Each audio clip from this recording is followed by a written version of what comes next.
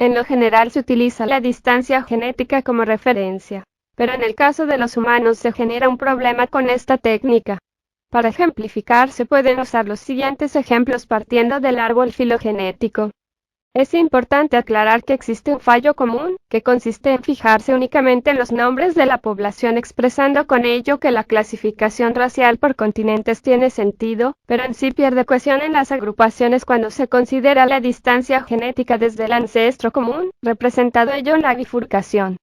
Las distancias entre algunas de las poblaciones africanas son mucho mayores que las del resto de las poblaciones no africanas, haciendo imposible establecer agrupaciones entre las poblaciones africanas sin que se incluya a las poblaciones no africanas.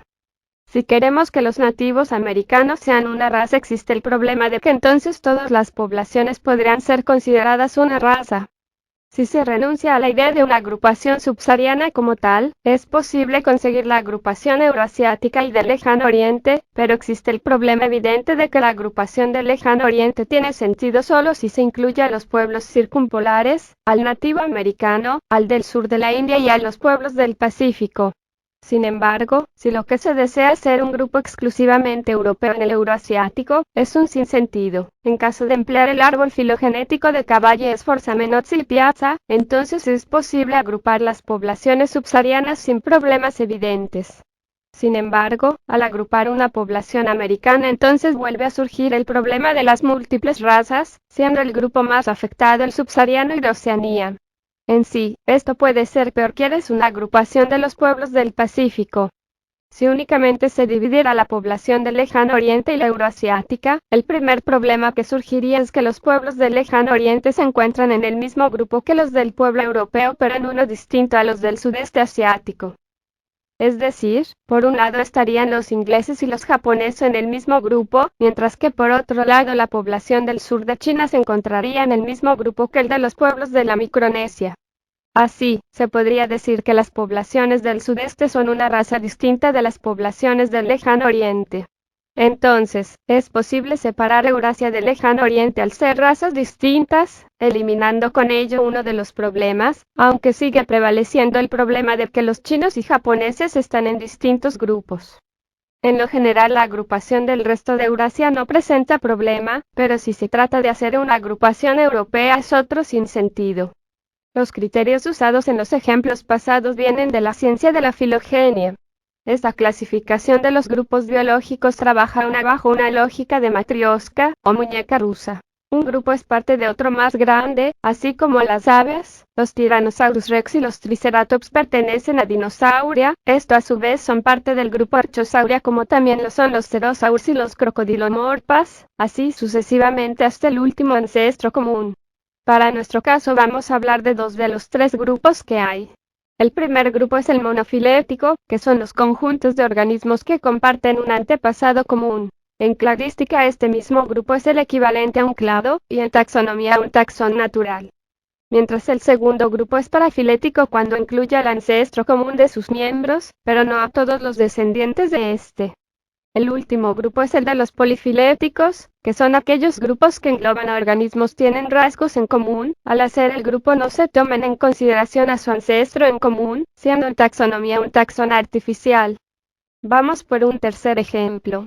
En este tercer árbol filogenético, a pesar de que las ramas marcadas como africano, europeo, asiático se agrupan correctamente, los dos primeros grupos no dejan de ser parafiléticos, siendo el único monofilético el asiático.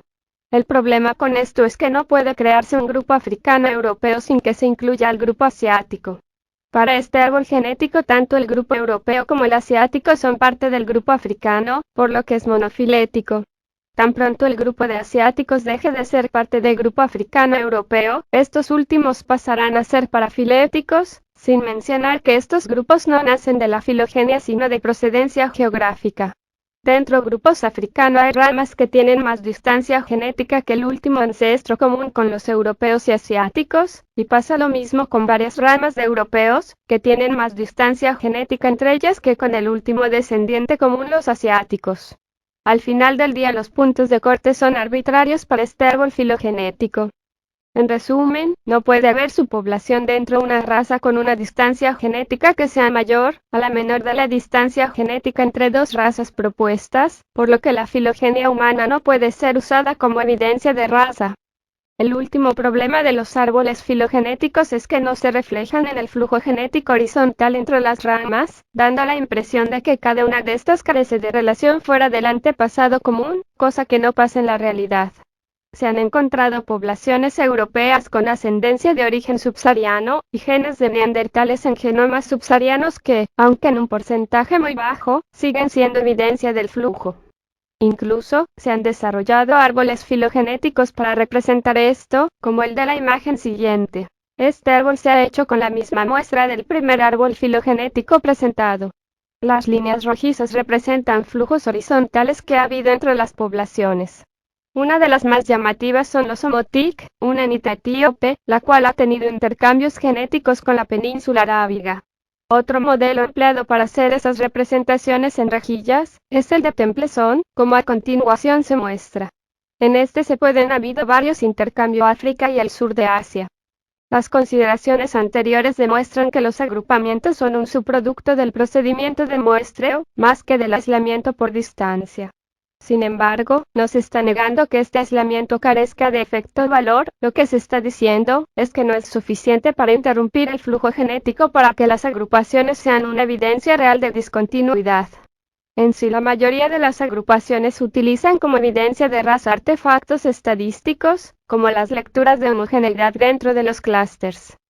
El motivo principal de hacer el presente video es únicamente transmitir que no toda la información que existe en Internet al respecto es confiable, pues en general, la mayoría han sido hechas a partir de un cherry picking de un quote mining de datos empleando así clústeres con muestreos sesgados.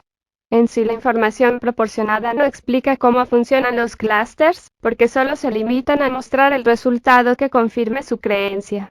Así, lo importante es solo que haya grupos, pero sin importar si el valor biológico es real o no, dando prioridad a la diferencia entre poblaciones y no cómo éstas se estructuran.